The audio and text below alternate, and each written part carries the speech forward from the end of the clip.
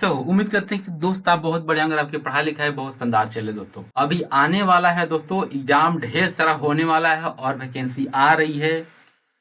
तो अगर यदि आप दोस्तों इसमें से कोई भी चीज का, जैसे कि आप रेलवे का तैयारी कर रहे हो, एसएससी एमटीएस का तैयारी कर रहे हैं, सीएचएसएल का तैयारी कर रहे हैं, या बैंक का तैयारी कर रहे हैं, एसएससी जीडी का, अभी हाल ही में दोस्तों बिहार बीएड झारखंड बीएड का जो कि एग्जाम अभी फॉर्म में चल रहा है और इसका उम्मीद है कि ये क्लोज हो गया होगा। तो आप, और हाँ, ये देख सकते हैं कि यहाँ पे एनटीपीसी एलएपी एग्जाम चल रहा है। तो दोस्तों आप इसमें से कोई भी चीज का तैयारी कर रहे हैं और आने वाले टाइम में करना चाहते हैं, तो हम दोस्तों एक 5 क्वेश्चन, कम से कम 5 क्वेश्चन, ज्यादा से ज्यादा हम मतलब कि 10 क्वेश्चन उसमें मिक्स क्वेश्चन लेकर आ रहे हैं, एक सीरीज जो कि आपके एग्जाम के लिए काफी इंपॉर्टेंट होगा और हेल्पफुल होगा। तो जरूर हमारे इस YouTube चैनल को सब्सक्राइब करिए और हमारा जो सीरीज है दोस्तों उसको देखिए। तो हमारे YouTube चैनल को सब्सक्राइब कर लिया, और हाँ, हम चैप्टर वाइज और मिक्स दोनों क्वेश्चन पढ़ा रहे हैं। तो आप यहाँ पर सब्सक्राइब कर लीजिए और आपको हमेशा, ताकि जो भी हम वीडियो डाले वो आप 5 क्वेश्चन देखने में हो सकता है कि आपको 10 मिनट का समय लगेगा, जितना हो सकता है कि हम आपको शॉर्ट फॉर्म में बताएं ताकि आपका एग्जाम में टाइम बच सके।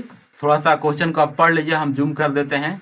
बोल क्या रहा है कि 5,000 की राशि कुछ भाग साधारण ब्याज की 5% वार्षिक दर पे और कुछ साधारण ब्याज 10% की वार्षिक ब्याज दर पर उधार दिया गया था। 5 वर्ष बाद ब्याज के रूप में प्राप्त कुल राशि 1750 रुपया थी। साधारण ब्याज की 10% वार्षिक ब्याज दर पर दी, टाइपिंग मिस्टेक है, दी गई धनराशि ज्ञात करिए।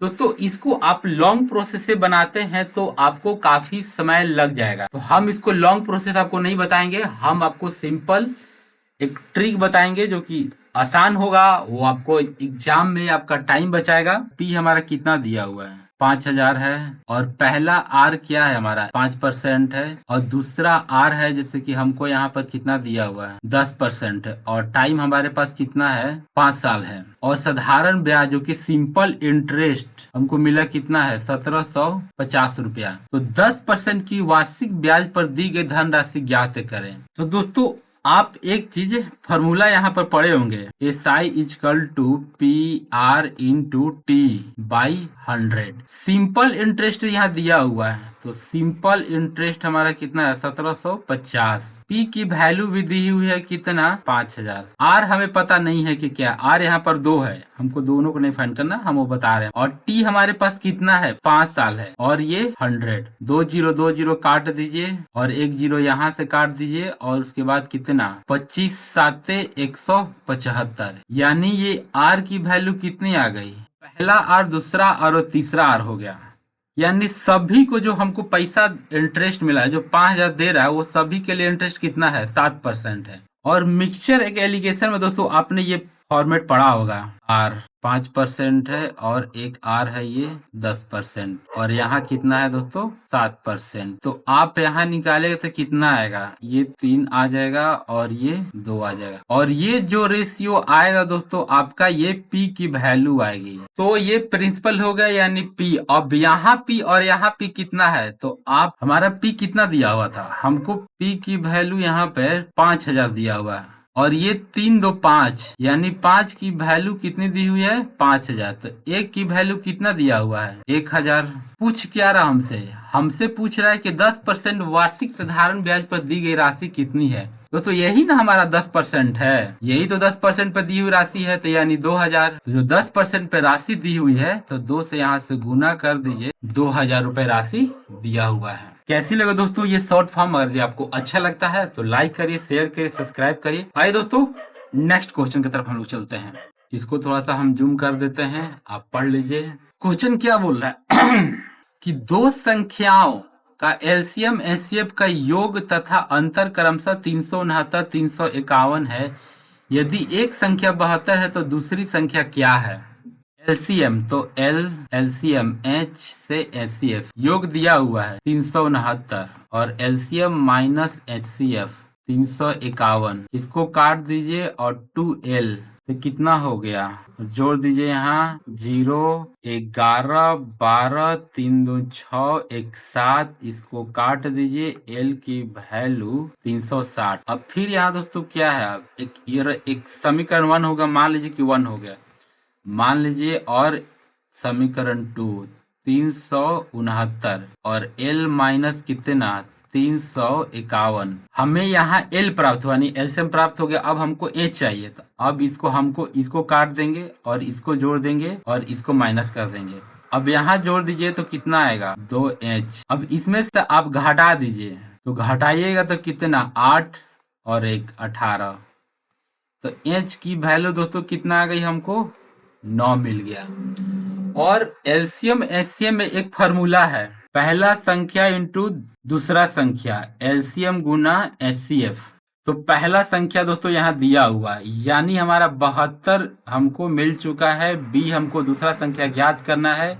एलसीएम की वैल्यू हमको 360 है और यहाँ 9 है। 72 इंटू 5 कितना, 5 दूनी 10, 1 5 7 35 1 36। तो बी की वैल्यू दोस्तों कितना आ गई 9 5 45, यानी जो हमारा दूसरा संख्या है वो 45 है। दोस्तों हमारे YouTube चैनल पहली बार आए हैं तो लाइक करिए, शेयर करिए, सब्सक्राइब करिए। और हाँ, ये सीरीज कंटिन्यू चलेगा, ऐसा नहीं है कि ये नहीं चलेगा, चलेगा, कंटिन्यू रहेगा। आप सब्सक्राइब कर लीजिए, आपको हमेशा वीडियो का नोटिफिकेशन मिलता रहेगा। यदि कुछ आंकड़ों का मध्य और माध्यिका का अनुपात दोस्तों 4:5 है, 4:5 है, तो मध्य और बहुलक अनुपात क्या होगा। दोस्तों ये ग्रुप डी में लगभग ऐसा नहीं होगा कि कोई एग्जाम जो भी 19 21 23 में हुआ है और आने वाला टाइम ऐसा नहीं है कि पूछता है। एक इससे रिलेटेड क्वेश्चन आपका मध्य माध्यिका बहुलक से क्वेश्चन रहता है। आइए दोस्तों, हम इसका फार्मूला है, इसमें कोई आपको ज्यादा लॉन्ग प्रोसेस नहीं है। फार्मूला को समझिए कि यहाँ मध्य का वैल्यू दिया हुआ है, मध्य 4, माध्यिका 5। एक फार्मूला इसमें आता है बहुलक, बहुलक इक्वल टू क्या होता है 3 माध्यिका, माध्यिका -2 मध्य, -2 मध्य। तो माध्यिका हमारा कितना है दोस्तों, यहाँ 5 इंटू 3 -2 इंटू 4 15 और 8, तो घटा दीजिए इसमें से 7, यानी जो बहुलक है 7 होगा। और पूछ क्या रहा है कि मध्य और बहुलक का अनुपात, तो यहाँ पे मध्य रेशियो बहुलक, तो मध्य का वैल्यू कितनी है, कितना है यहाँ पर 4 है। अब बहुलक का वैल्यू कितना आया 7 आया। तो दोस्तों आंसर इसका क्या होगा, सी होगा। क्वेश्चन नंबर 4, क्वेश्चन नंबर 4, एक समबाहु त्रिभुज एबीसी की भुजा 28 सेंटीमीटर है। एक अन्य समबाहु त्रिभुज PQR की माप, सॉरी यहाँ माप है, मिस्टेक है, माप ज्ञात कीजिए जिसके क्षेत्रफल त्रिभुज एबीसी के क्षेत्रफल के 16 गुना के बराबर है। पहले दोस्तों समबाहु त्रिभुज, तो समबाहु त्रिभुज क्या होता है, कहने का मतलब कि तीनों भुजा पूरा क्लियर नहीं बना पा रहे हैं और एक है यहाँ पे, तो इसकी भुजा एबीसी की दी हुई है 28 है, ये भी 28 है। हमको इसका भुजा का माप ज्ञात करना है कि कितना होगा।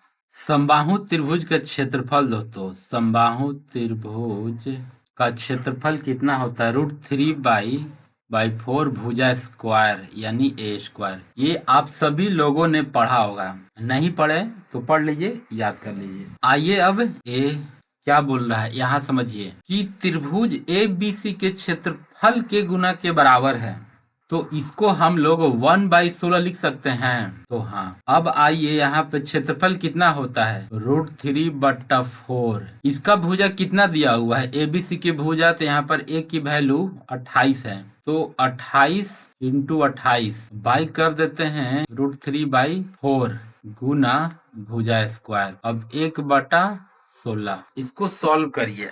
इसको सॉल्व करने के बाद दोस्तों इसको काट दीजिए और इसको खत्म कर दीजिए, तो आपके पास कितना बचेगा 28 इंटू 28 बाई a का स्क्वायर इक्वल टू 1/16। तो a का स्क्वायर, ये 28 का स्क्वायर हो जाएगा और ये 16 क्या 4 का स्क्वायर होगा। तो हाँ, तो आप इसको कुछ नहीं करना है, अंडर रूट में डालिएगा 28 इंटू 4, तो गुना करिएगा तो a की भुजा कितनी आएगी 112, जो कि XYZ था उसका भुजा 112 होगा और इसका भी 112 होगा और इसका भी 112 होगा। क्वेश्चन नंबर 4 का आंसर 112 होगा। नेक्स्ट क्वेश्चन की तरफ हम लोग चलते हैं।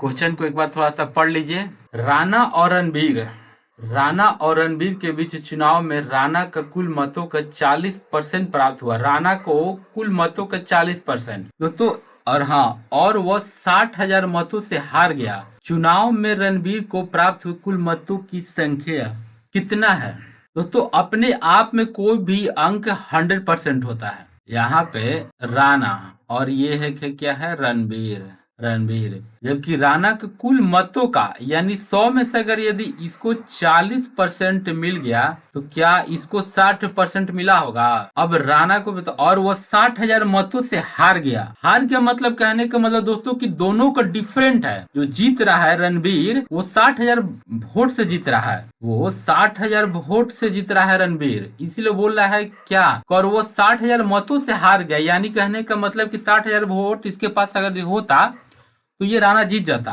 ये 60,000 वोट इस रणबीर के पास ज्यादा है, ये जीत गया। तो 60,000 डिफरेंट है, और ये दोनों के गैपिंग कितना है?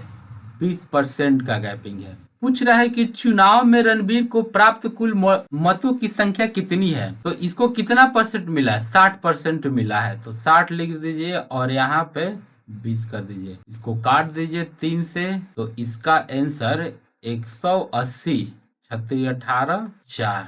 क्वेश्चन नंबर 5 का आंसर दोस्तों बी होगा। दोस्तों हमारे YouTube चैनल पहली बार आए हैं तो दोस्तों लाइक करिए, सब्सक्राइब करिए, शेयर करिए, और हाँ, अच्छे से गवर्नमेंट जॉब की तैयारी करते हैं दोस्तों, आप railway, bank, SSC, government job कुछ भी तैयारी करते हैं तो हमारे चैनल को सब्सक्राइब कर लीजिए। और हाँ दोस्तों, ज्यादा हम आपका टाइम नहीं लेंगे, आप 10 मिनट हमको टाइम दीजिए हमारे वीडियो को देखने के लिए, तो जरूर आपको कुछ न कुछ यहाँ से सीखने को मिलेगा। ऐसा नहीं कि नहीं मिलेगा, बहुत कुछ सीखने को मिलेगा। थैंक यू सो मच हमारे वीडियो को देखने के लिए। जय हिंद, वंदे मातरम।